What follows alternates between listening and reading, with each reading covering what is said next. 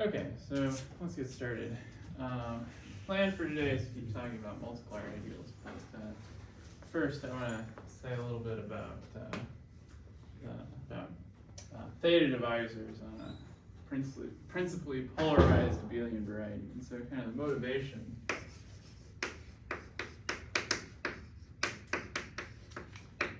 is the Jacobian curve. So, the idea here is that, this is kind of our first model for abelian varieties anyway, is to say, well, an abelian variety, that's a compact, complex torus endowed with some algebraic structure that makes it actually a variety. But, kind of the first examples that people think of are the example where you have a curve. So you have, some curve C, and then this is going to be the moduli space of, degree 0 divisors on C. Okay, and when you have the Jacobian of a curve, it doesn't just come with an algebraic structure, but actually, somewhat surprisingly comes with the structure of a projected variety. So another way to say that is that it has an ample divisor on it. And moreover, it's principally polarized, which means that ample divisor, so let's just, I guess, call this X, and then X has an ample divisor, A, with, well actually, let's call the abelian variety A for abelian variety, and we'll call the divisor theta, because this is often called a theta divisor. And so this has H0 of A comma O of theta is equal to 1. Okay, so polarized means, it has an ample divisor, and principally polarized means that the ample divisor is somehow sort of primitive in some way, corresponding to this cohomological condition. So we call this a PPAV, which stands for principally polarized abelian variety. Okay, so where does that divisor come from in the case of a curve? Well, the idea is that you have, the fact that your abelian variety comes from the geometry of, some curve, let's say that, let me just note that the genus of C is equal to G, then the dimension of A is going to equal the genus. And, often we just call this the genus of the abelian variety. If you're thinking about the moduli space of abelian varieties, then this is the numerical invariant that you use to sort of break it apart into finite type pieces. Okay, so the idea is to understand, like, where does this divisor theta come from in terms of the geometry of the curve? And the idea is that for any integer n, you can do the following. So you can choose a base point, just call it p, and we can define maps f sub p from, let's call it f sub pn from the nth power of the curve to my abelian variety A via just doing the following. You can just say, okay, well,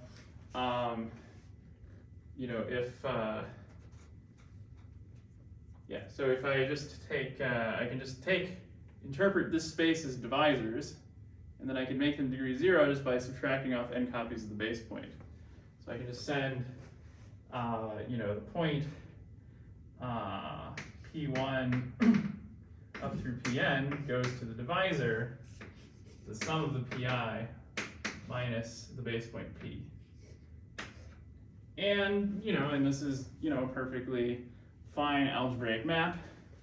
When n equals 1, this is the familiar Abel-Jacobi map, which lets you embed the curve inside its abelian variety. It's a Jacobian. But you also get, interesting ones in the middle.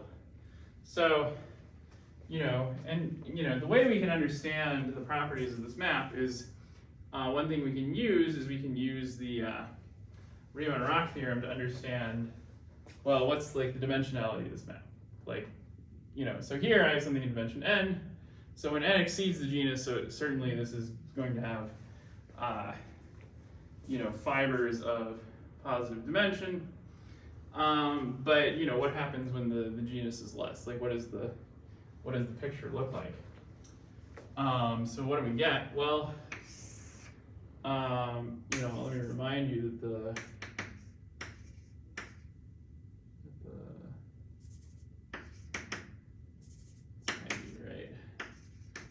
the Riemann-Roch theorem says that given any divisor d on a curve C, that the Euler characteristic of that divisor is equal to the degree plus 1 minus the genus of the curve. And then this guy, of course, is h0 of CD minus h1 of CD. All right, so that's the degree, which over here was n, plus 1 minus the genus. Okay, so yeah, and so then the idea here is that, well, when n is when n is large, of course, then then this this term has to be this term out here has to be positive, and you have to have some h0s. And so that h0 is going to correspond to, well, I have, in this map, I can move the divisor around without changing the class. And so that's going to say I have some non-trivial structure in the fibers of this map. And so you might say, well, like, where is it seems like we have some, like, here it's going to be like, well, I have a rational curve corresponding to all the, a one parameter family of divisors I can pick. And it seems like there's no rational curves here, but then the point is that you shouldn't really think of this map from C to the n because it's invariant under the symmetric group. So you could really think of this map as just coming from C to the n mod the nth symmetric group, if you like. That explains one aspect of the geometry. But the case I really want to focus on is when the degree d is exactly equal to the genus minus 1. So if n equals g minus 1, then what I get is that I get chi of d is equal to 0. So generically, we should sort of expect that we just have no sections and no cocycles. There's no h0 and no h1. Well, are we sure that happens? Well, the reason we can, we can be confident that this will happen at least sometimes is you just look at the dimension of this map. So you say, well, when n is equal to g minus 1, this map can't be surjective. So that means that if I just pick like a random divisor here, then if I add n copies of p to it, it's not going to be an effective divisor, and so it doesn't come from over here. And then, conversely, it turns out that, if you just have, if you just take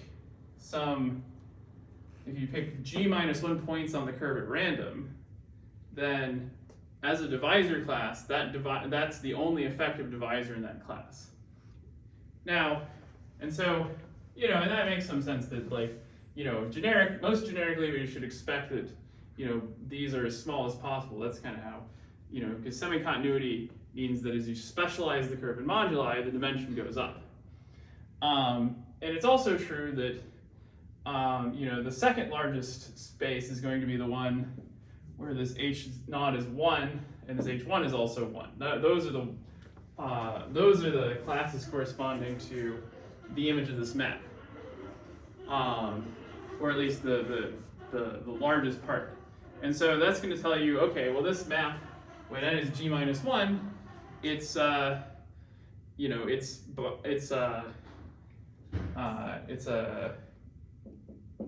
it's finite onto its image, and so its image is a divisor in A. So the idea is we can define, in the case of the Jacobian of a curve, we can set theta is equal to the image of f p g minus 1. Okay, so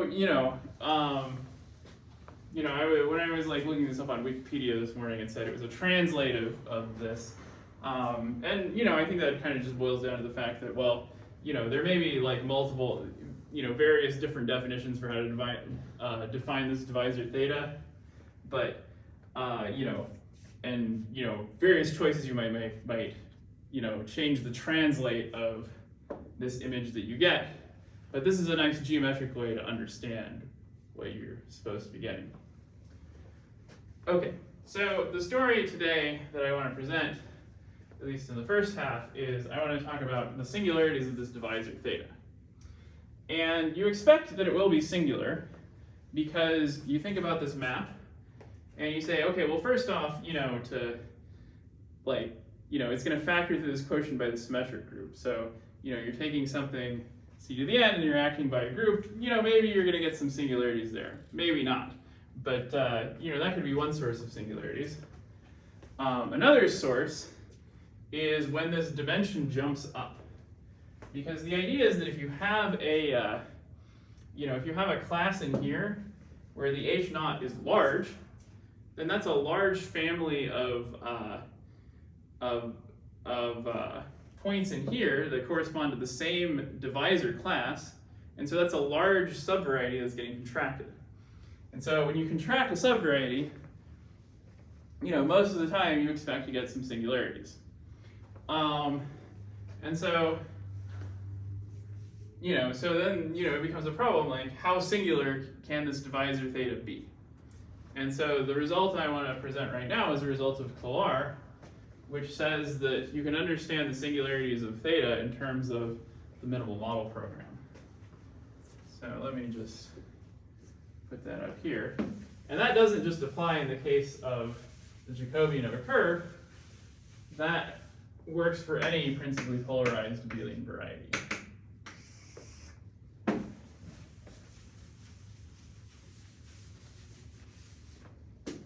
Okay, so theorem, Kolar.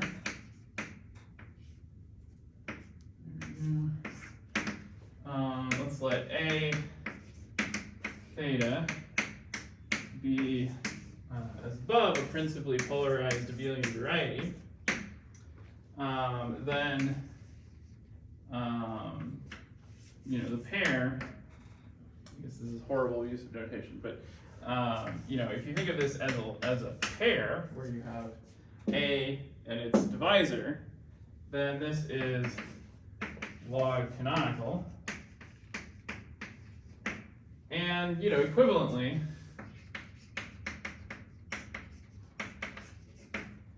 for all epsilon greater, for, let's just say, for all epsilon greater than 0, but I guess we want it less than or equal to 1, if I take the pair and I just imagine scaling this by a 1 minus epsilon, then this is KLT. So this pair is log terminal. Okay, so an immediate corollary of this is that you got a bound on the multiplicity of this divisor based on the codimension in the singular locus. So along any z inside this divisor, the multiplicity of theta along z, or well, I don't remember how the notation should go. The multiplicity of theta along Z is less than, I guess it should be the codimension of Z plus 1. Maybe I want this to be less than or equal to. Let's see, so let's see, if Z is just theta, then the multiplicity should be 1, and that's codimension 0. And if it's codimension 1, this is saying, that you can't have, that you have at worst sort of nodal singularity, so that would be multiplicity 2. So yeah, so this is the statement. It's, and it's this is a pretty nice, I think, advertisement for theory, all this big theory of birational geometry, because it's like, this result here, when you state it this way, it's like, oh yeah, singularity is the minimal model program. But when you state it like this, it doesn't seem to have much of anything to do with with the minimal model program in birational geometry. This just seems like, a very classical kind of statement, right? Especially if you stated this for the Jacobian of a curve. Nonetheless, it turns out that these techniques are the right ones to attack this problem. So I'm going to give a proof of this theorem using this, using this framework of multiplier ideals. So I think in this, well, I haven't actually looked at Fuller's paper on this, but I think in the original proof he didn't use multiplier ideals, but anything you state in terms of multiplier ideals you can do with resolution of singularities and all these things, but it makes a lot of proofs a lot more convenient and straightforward to state. So let me show you how that works. Any questions about the statement? Okay, cool. So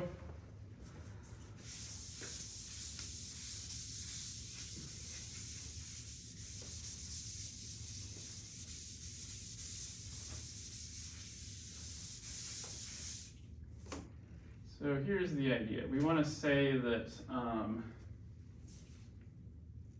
we consider A 1 minus epsilon times theta, and I guess now I'm using, J is just for multiplier ideals, right? So then we set J of A times 1 minus epsilon theta. Well, if this is not KLT, then this multiplier ideal is non-trivial. So if not KLT, then this is a strict subsheaf of O. Okay, and so then you can just say, well, let's let,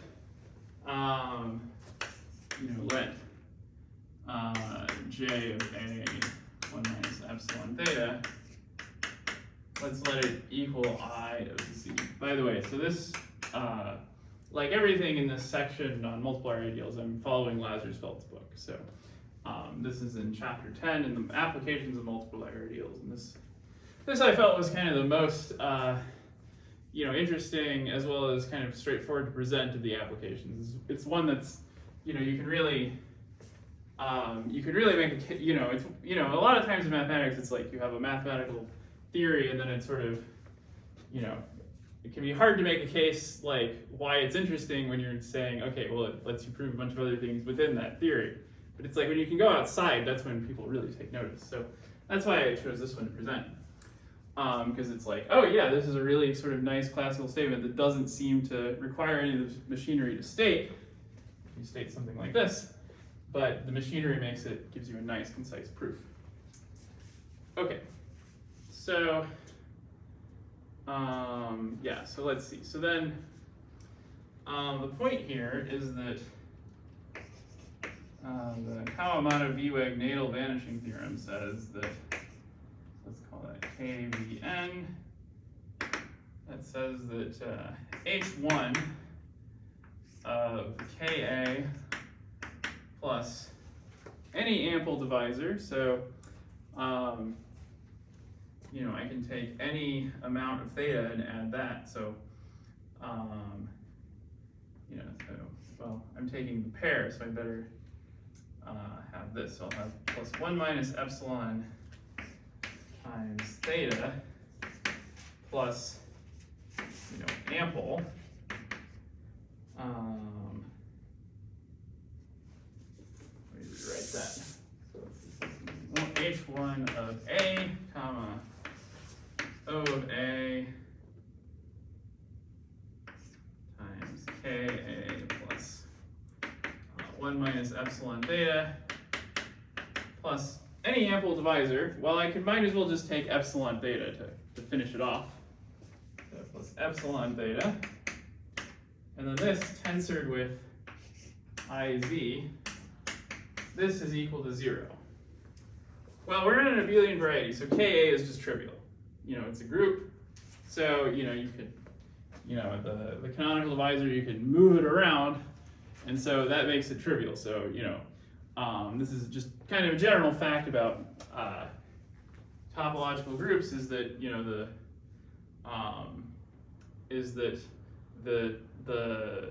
I mean, you know, it's not just the, I think it's, in fact, it's the tangent bundle, the cotangent bundle is trivial and not just the canonical bundle, but all we require is that the canonical bundle is trivial.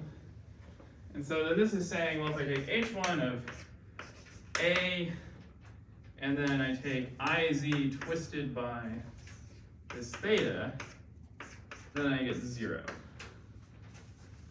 Okay, so this is going to be good for us. And so we just have to do the usual thing where we set up the standard exact sequence. And so we say, okay, well, what's the exact sequence this fits in? Well, the short exact sequence of sheaves we want is we want iz twisted by theta to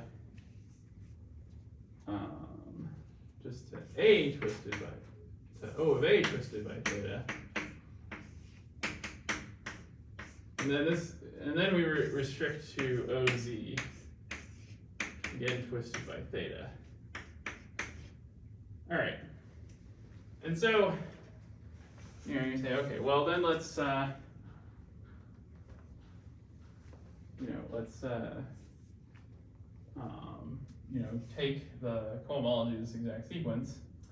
And the thing to point out is that we have H0 of A theta to H0 of A OZ theta, which of course, you know, you can replace this A with a Z. And then the next link in the chain is this H1, which is known to vanish by the vanishing theorem. So this goes to 0. So we can give this map a name, we'll call it rho. And so this map rho from H0 A of A theta to H0 of Z O Z theta, this guy, this map is surjective.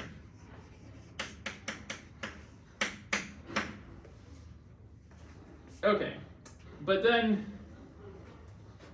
you know, and then, you know, the point is to just kind of massage this so you get a contradiction. Well, so let's see. So,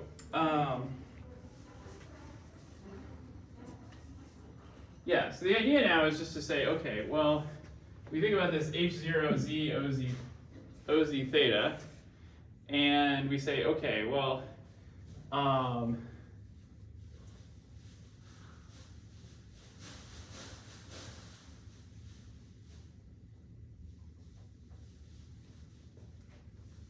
you know, the idea is that the size of this group is invariant under translations. So in particular, you know, you can just imagine moving the, you know, the theta around so that it, you know, so that it intersects Z in a non-trivial way. So the idea is this H0 it is going to be, you know, this guy has dimension at least 1. Okay, but on the other hand, you know, this map is supposed to be surjective, but if you just look at what the map does, it can't be surjective, because what is it doing? It's just taking theta and then restricting it to z. But z lies in the locus where theta vanishes, and theta has only one section. So the idea is that this is impossible.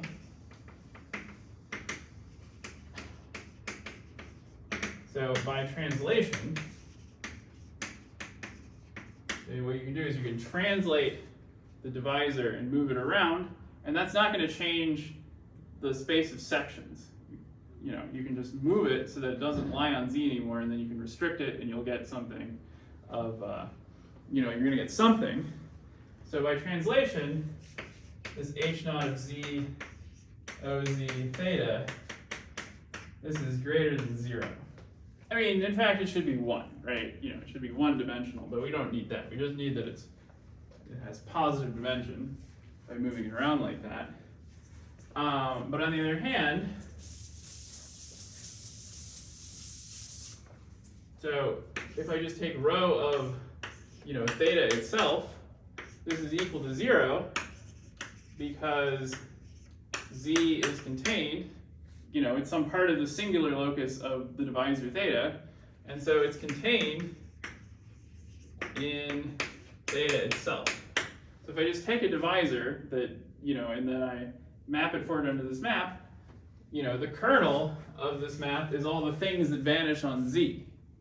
All, you know, all the sections of theta that vanish on z. Well, there's only one section in it, so then you can say, well, it vanishes on z.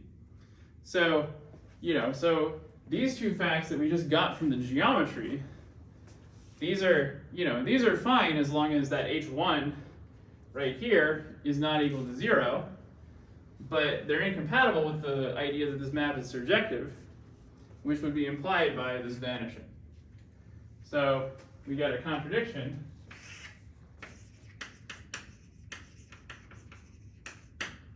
And so we conclude that that this multiplier ideal, 1 minus epsilon theta, that this is just equal to the entirety of O of A. Okay, any questions? Yeah. Yeah, so I really like this theorem and this proof for the reasons I've said. And yeah, I'd say if you're interested in multiplier ideals like further, so you know, we have about 20 minutes left, and I'm going to use that to present another result. But I recommend Lazarsfeld's book for you know, for understanding multiplier ideals, because they're really kind of a nice tool for doing a lot of these birational geometry calculations. Yeah, I mean, I think the thing in birational geometry is that, like, you know, a lot of the examples, they seem to get very complicated, but like with multiplier ideals, it's like, you know, it's the theory of ideals, so, you know, it's something you can often get your hands on in a very concrete way. Okay, so no questions? Okay, great. So the next thing I'm going to talk about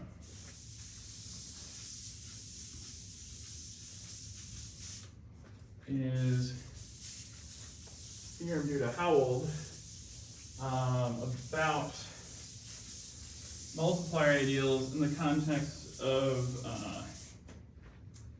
monomial ideals.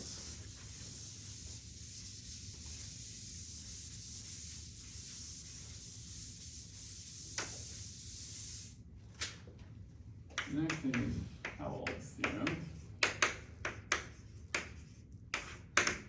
Okay, and the setting for this, so if you read Lazarsfeld's book, he actually introduces multiplier ideals in like 3 different settings, and they're all like slightly different, but they're all kind of the same. And so here we're looking at multiplier ideals of ideal sheaves. And then here, I mean, we're restricting to monomial ideal sheaves. So So here it seems like, oh, it seems a little bit funny because you're associating an ideal to an ideal, but you know, that's kind of one of the things we do in math. So the idea is that given, you know, A, you know, in O of X, and C, you know, some, you know, non-zero real number less than or equal to 1, then the idea is that, you know, you can take, in a resolution of singularities, you can, you know, instead of taking the pullback of some divisor, you just take the pullback of an ideal sheaf. So, you know, you have some resolution of singularities, let's say a log resolution of the ideal A. And the idea is, okay, well, what's a log resolution of an ideal? Well, the idea is that when you pull back the ideal, you should get, you know, some ideal that's, you know, nice and, you know, like normal crossing. So, you know, you can think of it as resolving, if you take, you know, if you take a bunch of generic members of this ideal. So this is kind of how the ideas are connected. It's like if you took a bunch of generic members of this ideal, you know, and maybe like the multiplicities, you know, you have to keep, you know, you have to assign multiplicities and all that. But you take all those, make a divisor, and then take a log resolution, then that's supposed to be a log resolution of an ideal.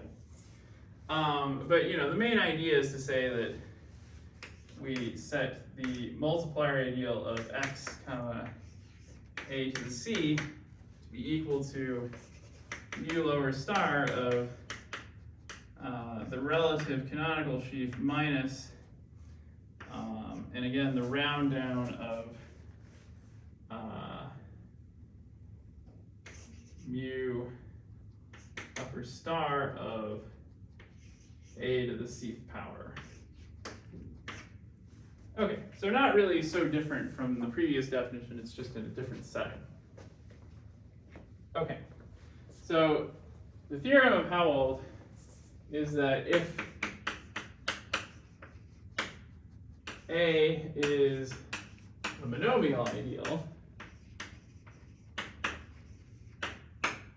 then we can compute, I guess this is not a theorem yet, that's just kind of a description of a theorem. We can compute this multiplier ideal by looking at the combinatorics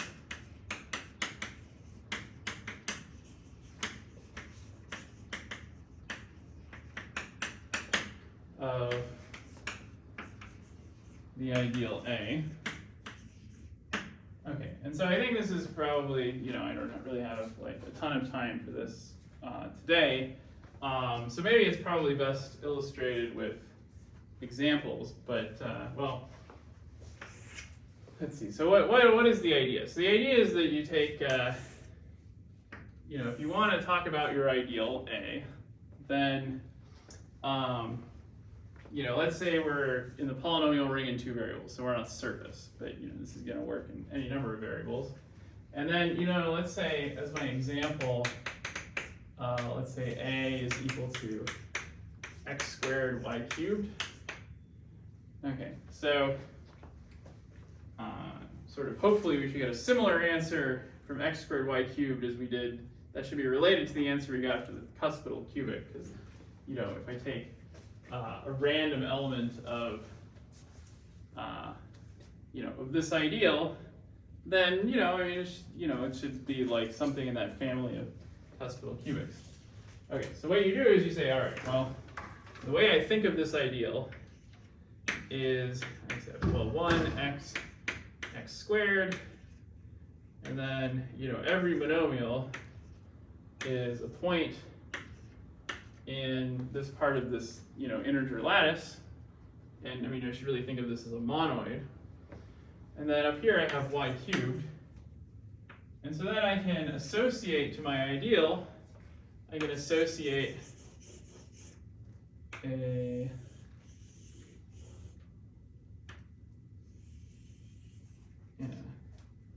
I can associate a polyhedron. And then on the other side, I have a polytope. So let's see. Yeah,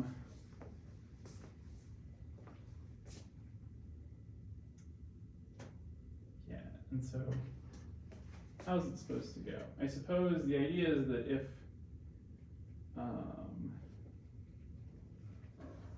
if C is small, then I'm supposed to get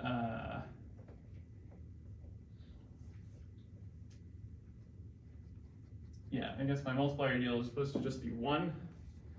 And then if C is large, it's supposed to be, it's the ideal is supposed to be deep. So the idea is that the idea is that I scale this picture by C, and then I have this I have this polytope here, which I'll call P, and then we're going to let 1 with an underline be the all ones vector. Well, in this case, it's just 1, 1. And then the multiplier ideal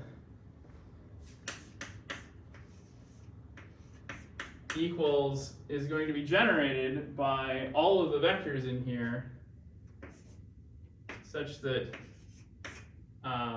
v plus the 1 vector is in the interior of this polytope scaled by p. Okay, so let's figure out what that says in this case. So the idea is that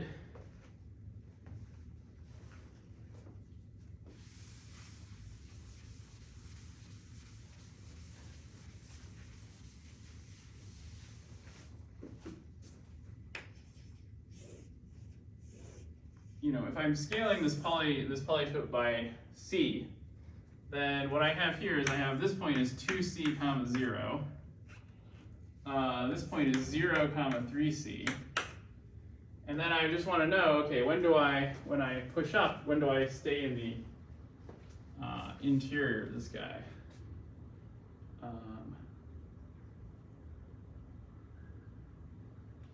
Yeah, I guess it's a little funny that 1 isn't always in there.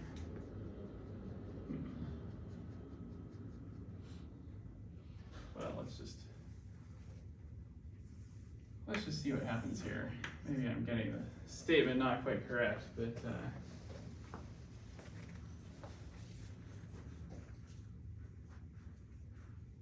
or I guess the idea is that, well, if you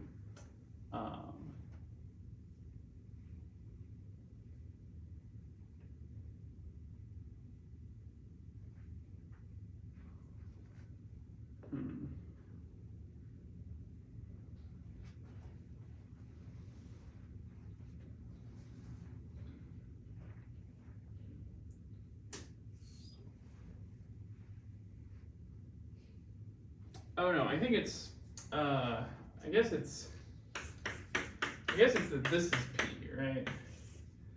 Okay, so yeah, what was confusing me is like, what do you do with 1, right? Because this is an ideal, so if 1 is in the ideal, then it's just trivial, right? And the idea should be that when C is small, then 1 should be in the ideal, right? Because when C is small, that's when you have few singularities. So the idea is that if C is really small, then you just get down to here, and then 1 should be in the ideal. The idea is that, but if C is large, so in this case, C is large enough that 1 is not in the ideal.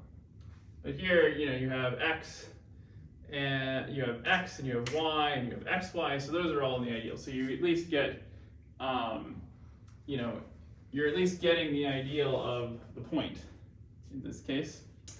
And so it's, it's not this shape you want to be in the interior of, it's a big shape. Okay, so we gotta make sure our statement makes sense. Okay, so in particular, we want to kind of note the thresholds that happen where you swap from being, so if C is really small, then 1 is in the ideal, and everything is trivial. So for C small, you know, eventually you just have that this line goes to the point 1, 1. And so we want to say, okay, for which value of c does this happen? Well, we can just say, all right, well, you know, so we have a line of negative slope like this. So the idea is we should be taking 2y minus 3x is equal to something. Well, when we hit right here, that line is equal to 1. And then, you know, in this one, I have 2y minus 3x. Or wait, maybe I'm supposed to add them. Yikes. Okay, so then this here is equal to 5, right, when it goes through here. But then on this one, you know, the unscaled one, when c is equal to 1, here I have, it goes to these 2 points, so then the sum is equal to 6. So this is equal to 5 on this one. This is the threshold, and this line crosses the 1, 1 point here. Well, this corresponds to c is equal to 5/6, because when c equals 1, we get this line here, and that line is 2y plus 3x is equal to 6. So you can see that according to this theorem, the behavior changes exactly at 5/6. So before, you know, the log canonical threshold of this picture happens exactly when this 1 passes out of the multiplier ideal. So when the line is on this side, the 1 is in the multiplier ideal, and so the multiplier ideal is trivial, and you have nice singularities. As soon as you cross this point, you know, so once you hit here, 1 is no longer in the interior of this polytope, it's on the boundary, and you get a jump. That happens exactly at c equals 5/6, and that 5/6 was exactly the log canonical threshold of the cuspidal cubic. So you can see that this is giving us the same answer as we had for the cuspidal cubic.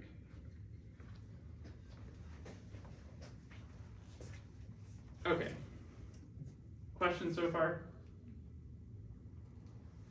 Okay, so I should say a little bit about the proof of this theorem. Let's see. So, I think the main thing that goes into this theorem is understanding how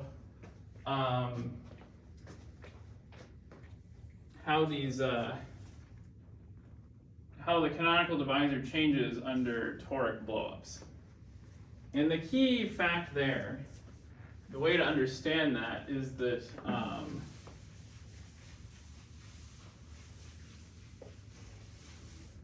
you know, let me just state a lemma, which is that let's let x delta be a toric pair, then if x tilde delta tilde to x delta is toric.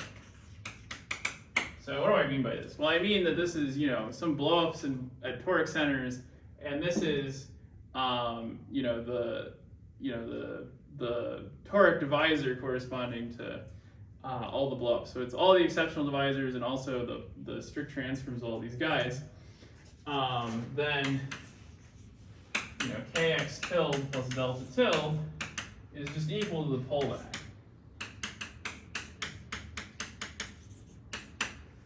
Okay, so the idea is, like, where is this 1, 1, 1, 1 coming from? Well, it's coming from the fact that to make the canonical divisor transform nicely in toric coordinates, you really need to add the boundary divisor. And so this 1, 1, 1 is just saying that's, you know, any transformation we make, we're having one component in the boundary divisor no matter what. So, you know, the way you can kind of think about this is, you know, in any set of coordinates, if you look at,